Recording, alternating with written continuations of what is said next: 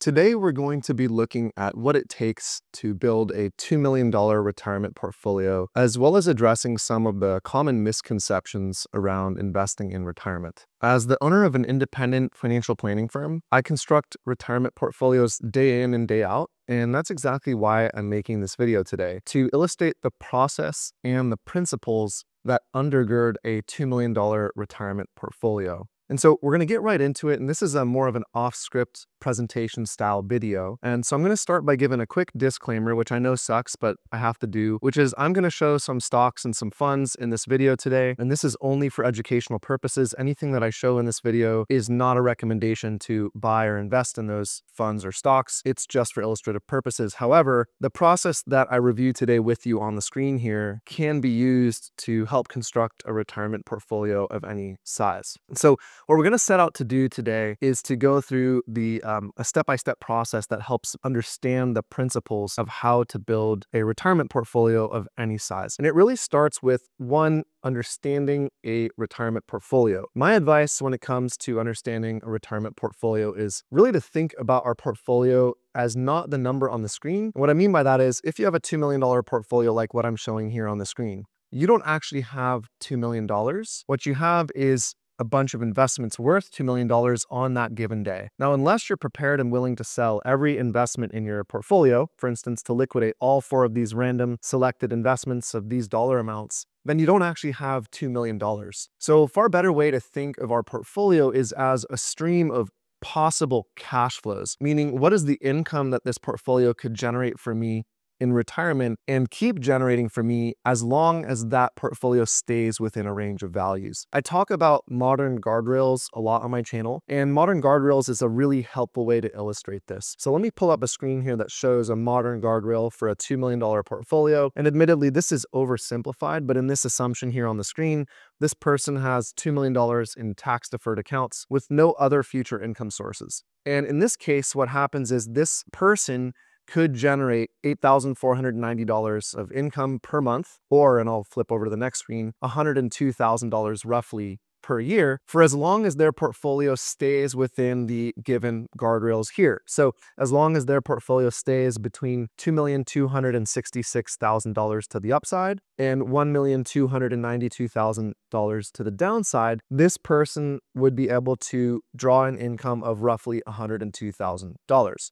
So roughly a 5% withdrawal rate. And it's much more helpful to think of it that way because your portfolio value will fluctuate, and it may fluctuate widely. And if we understand that we don't need to make any spending adjustment because we have a modern guardrail system helping us monitor this until our portfolio, say, hits a lower guardrail, that is, and you can see this here, 35% below your current portfolio value, well, then you understand that as long as your portfolio is traveling in this specific range, then your portfolio is worth $102,000 a year of annual cash flows that can be inflation adjusted every year until a guardrail is triggered, right? So this is a really helpful first thing to understand. It can reduce a lot of the sensation of volatility. Now, this can lead into a series of follow-on thoughts. Well, let's say we use these modern guardrails and it recommends a withdrawal rate of 5.1%. And we start thinking of our portfolio as, instead of a $2 million portfolio, a stream of cash flows worth $102,000 a year, or 5.1% adjusted for inflation. Well, in this scenario, if we had a 5% rate of return on the portfolio, it means we'd never dip into the principal, but the portfolio wouldn't keep up with inflation. And we want to start thinking about this withdrawal rate as a helpful metric to give us some kind of idea of a target rate of return we want to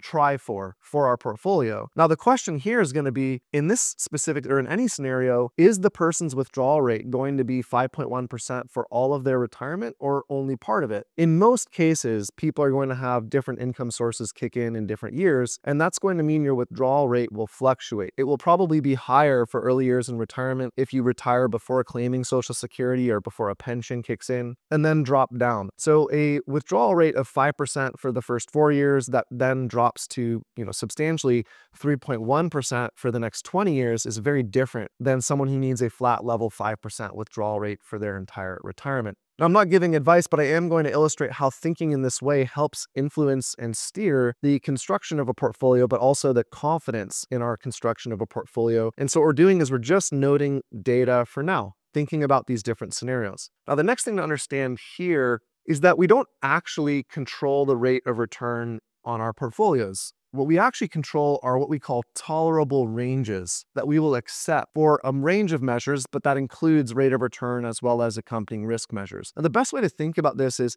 let's say you go to the doctor's office and they take a blood test to measure your fasting glucose rate. Well, the blood test is going to come back and give you a bunch of what are called tolerable ranges for the different things that the blood test measures. And the doctor is going to tell you, as long as you stay within those ranges, we're happy. But if you are too far outside the range to the downside, you're going to have some kind of pathology or some kind of risk of illness. Or if you're too far above the range, the tolerable range to the upside, you might have some other set of illness or pathology. Well, investing is fairly similar. So we're going to talk about some of that later in this video. What are our tolerable ranges? What are the risk measures or things that we should monitor? But let's just take this and make it a real-time example for a second. Say that we want to target an 8% rate of return for our portfolio. Let's say 5% to cover the income withdrawals and then 3% to cover inflation. So an 8% combined rate of return. Well, we can't control that directly.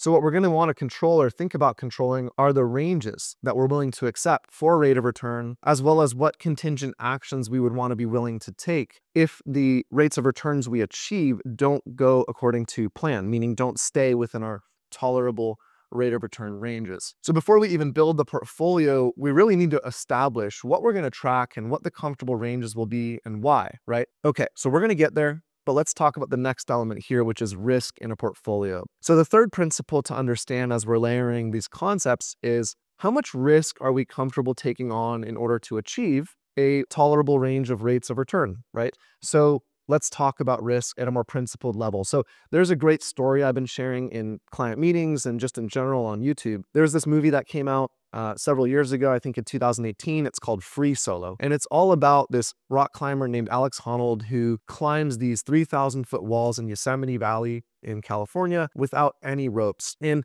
in the movie, an interviewer asks him, Alex, what gives? How can you be so flagrant with the risk to your body, to your life? Are you suicidal? Are you depressed? Like, what are you doing here climbing these mountains without ropes? Not even mountains, these like sheer granite walls. And Alex responds, and this response changed my life forever and really influences how I think about investing, but many other things, including business. And he says, look, we have to think about risk differently. Risk is actually two components that make up risk. There's the probability of a bad outcome happening, and that's one part. The probability tells us the likelihood of a bad outcome, but it doesn't tell us anything about the magnitude. And then we have what's called consequence, which is the magnitude of the bad outcome, right?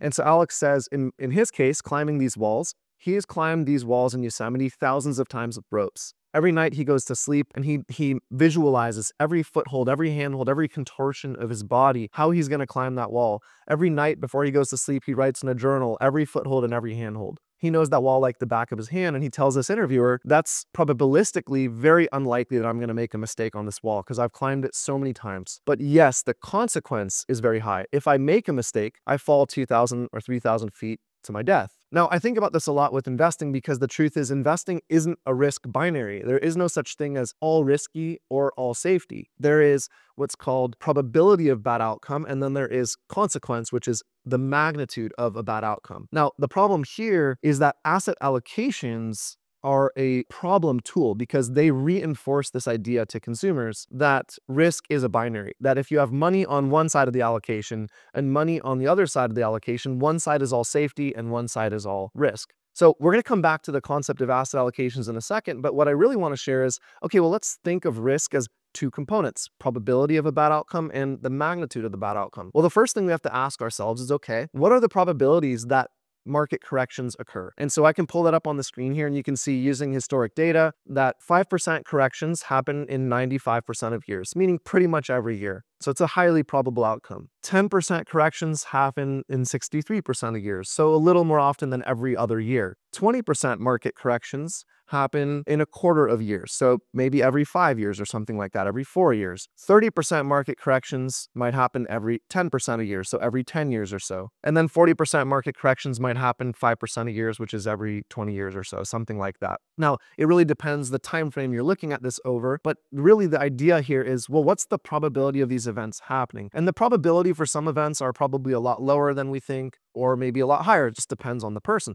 But the probability alone tells us nothing about the magnitude, because what matters more is not what the market will do, it's what's going to happen to your specific portfolio if the market has a 20% correction, right? So the idea is how much or what magnitude of a market correction will a properly constructed portfolio participate in. Now, we can use guardrails to give us some example of this. So what we can do is we can go here back to our guardrail and we can say, well, if this guardrail, if in this $2 million portfolio scenario, the lower guardrail is only triggered when there's a 35% decline in my portfolio's value. The question is, what would it take for my portfolio to have a 35% decline in value? Let's just say we have a 60% stock, 40% bond portfolio, and I hate asset allocations, but I'll use it for the sake of brevity for a second. Let's assume that asset allocations actually work the way they're intended, and a 60% stock portfolio means you're going to participate in roughly 60% of the downside of the broader market. Let's just say, hypothetically.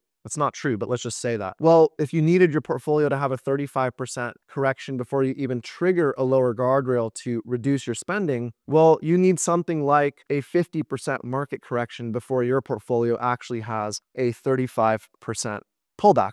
Then the question is, well, how often does a 50% market correction happen? And then we can go back to this chart of probabilities and we can say, well, it happens in less than 5% of years. No, that doesn't mean it won't happen next year, but it just gives us some gauge of one, the likelihood of it happening, and two, the magnitude that would be required in order for us to have a serious adverse events. Does that make sense? So the question now becomes, how do we measure the odds, the probability, and then the magnitude or the consequence of the effects to our portfolio? And this leads back to this inevitable conversation around asset allocations, which is kind of a tricky one to have. So here's the issue with asset allocations. And I'm showing two different financial planning tools summary screens of asset allocation on the screen here. I've used many, many different tools. This one on the right here is from RICP. This one on the left here is from Income Labs. I've used Bolden. I've used Navaplan, eMoney, Money Guide Pro, and they all function roughly the same, which is that these financial planning tools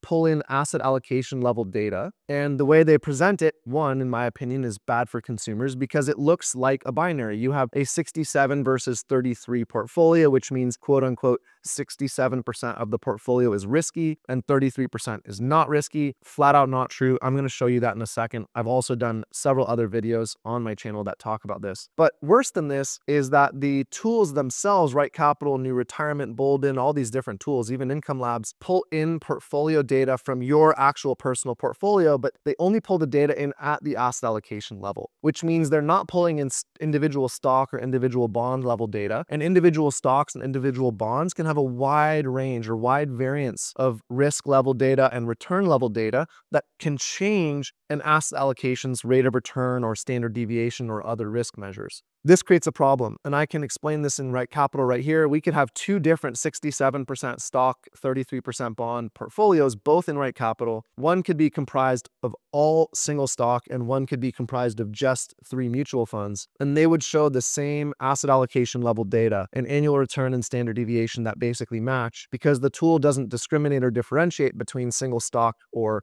general asset allocation level data. Hopefully that makes sense. Let's assume that it does, and we move to the next layer of this concept, which is that not all stocks are the same level of risk and not all bonds are the same level of risk. We kind of know that. So on the screen, I'm going to show you an example of 4 different positions that we use a backtesting tool called Portfolio Visualizer to test. And what you can see here is TLT, which is a 10+ year US government treasury bond ETF. Then we have Pepsi, Kroger, and Meta, which is Facebook. This testing period that I'm showing on this little graphic here was from 2022 January to 2022 in December. So just that downturn in 2022. And I wanted to test the effect of that negative market year on different positions. And what you'll see here is Pepsi and Kroger both have positive rates of return over that period where the market was down roughly 22%. And Meta was down 64%. Now, Pepsi, Kroger, and Meta would all be lumped into the same side of the asset allocation, the quote-unquote risky side. Meanwhile, TLT, this US government treasury bond fund, would have had a 31% down year, and it would have functioned a lot more like a risky stock, but for some reason it's on the safe side of the asset allocation, the bond side. And all of this to show that we can't really use asset allocation to give us a clear measure of risk, because it's not true that bonds are all safe and stocks are all risky, right? That's just not reality. And I can illustrate this further with this second graphic here. This second graphic here shows a bond fund called VBTLX. It's one of the most common Vanguard bond funds. This bond fund would show up entirely on the safe side of the asset allocation, but what I'm showing here is the actual investment composition of the actual bond fund itself. And you can see here that 20% of this fund is in government mortgage-backed securities, 15% is in industrial or corporate bonds, and 3% are in foreign bonds, 8.5% are in finance bonds, 2% are in commercial mortgage-backed securities. Those are what were responsible for the 2008 financial crisis. And only 50%, actually less than 50%, are in US government, so really safe bonds. And even then, we don't know what the duration. There could be some US government bonds in there that are 10 or 20 years in duration, meaning they actually have a lot more price volatility and could be considered risky. I've done many videos on that, so I'm going to move on. But the point here is to illustrate that asset allocation itself isn't really a good way to go back to our kind of thinking of risk, this probability versus consequence. It's not a good tool to help with that. So really what we need is a better method of building the portfolio, which is better risk measures, better ways to measure risk and think about it. So the question is, what are the better risk measures? What are the better methods of building a $2 million or any size retirement portfolio?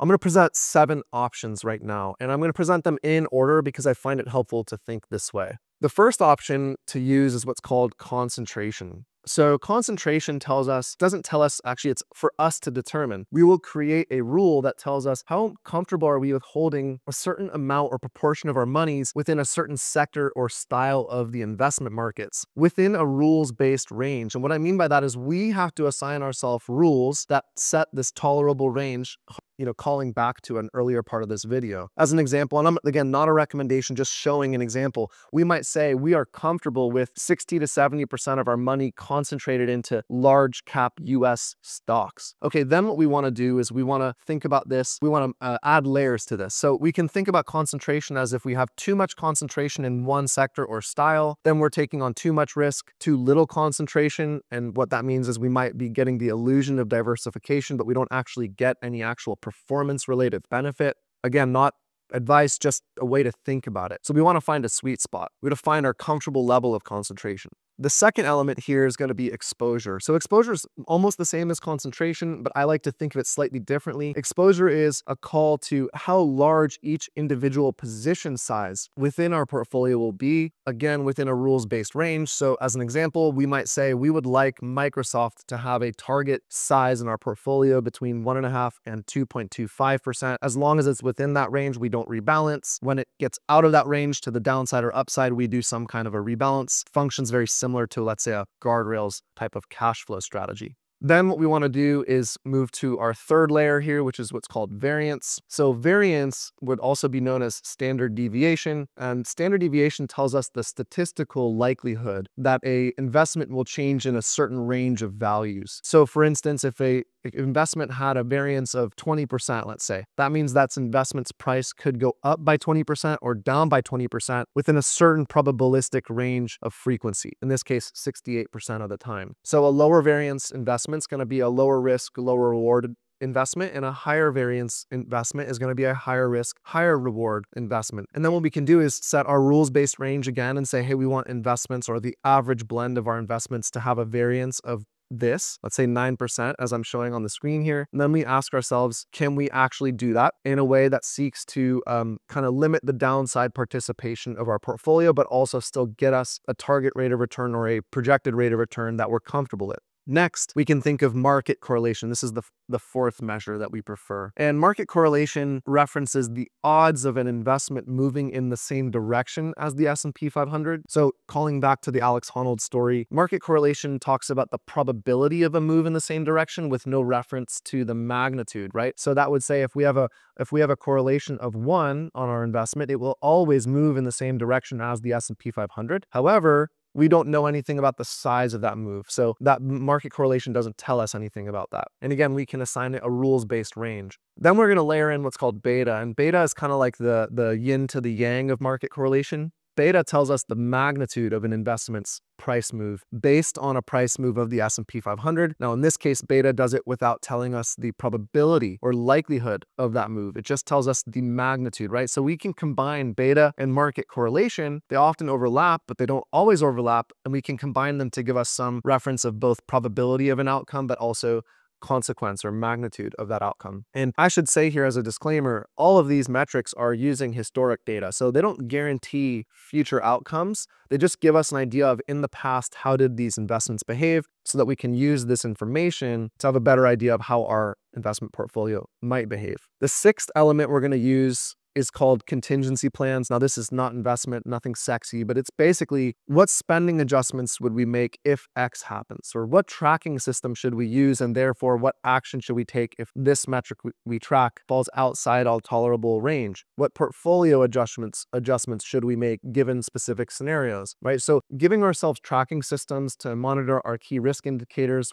and setting tolerable ranges will tell us if we should make a change. And then we can think to ourselves, what changes should we or could we make in what order based on the things that are happening around us? Should we start by adjusting concentration to a specific sector or style? Or should we adjust exposure to a specific holding or a set of holdings temporarily based on the market's performance? Or can we adjust exposure to positions with certain beta or variance in order to limit the potential downside of our portfolio? Or even can we have a specific plan for specific bonds or stocks? Maybe we don't hold long duration bonds forever. For an example, 10-year plus bonds, or maybe certain types of corporate bonds that are more price sensitive and also more sensitive to interest rates. Maybe we want to buy them when interest rates are high and therefore the price of the bonds are low, and then sell those bonds when interest rates are low, when the price of the bond is therefore high, and not hold them forever, missing out on the opportunity to have this profit-taking mechanism for growth-oriented positions in our portfolio, right? We have to think of our portfolio like a garden. If we leave that garden untended, the fruit or the harvest will rot on the vine, and that we invest purposefully so that we can harvest our profits. And this leads ultimately to the final element of this kind of portfolio construction strategy, which is what's our rebalancing strategy, right? It can seem very rewarding not to have a rebalancing strategy when markets go up because you watch certain specific positions run to the moon and do really well, but it becomes very tragic when markets go down because you'll regret not having pruned profit from the investments when those investments had profit in them for you, right? You invested to prune those profits. That's the key thing to remember. So having a rebalancing system, just like contingency plans, so that you can rebalance systematically rather than based on emotion or intuition is actually much more useful. Just like using tolerable ranges, we want to have a standard set of rules that we follow for our rebalancing strategy so we don't leave this to chance, like just hoping that we can somehow call the right time to trim profit because we know the market's going to dip tomorrow. Like we don't know how that's going to work. Now, ultimately, where does all this take us? I'm kind of reaching the end of the presentation here, and the idea here is more knowledge means less ignorance, means less dependence, and ultimately less emotional volatility, right? To kind of wrap this up, I'm going to call back to the Alex Honnold rock climbing analogy here. To someone who is uninitiated to rock climbing and never climbs rocks, they're going to look at what Alex Honnold did and think it's crazy and unbelievable, scary and impossible. But to someone like Alex Honnold, or maybe even other rock climbers who have climbed the face of that rock many times,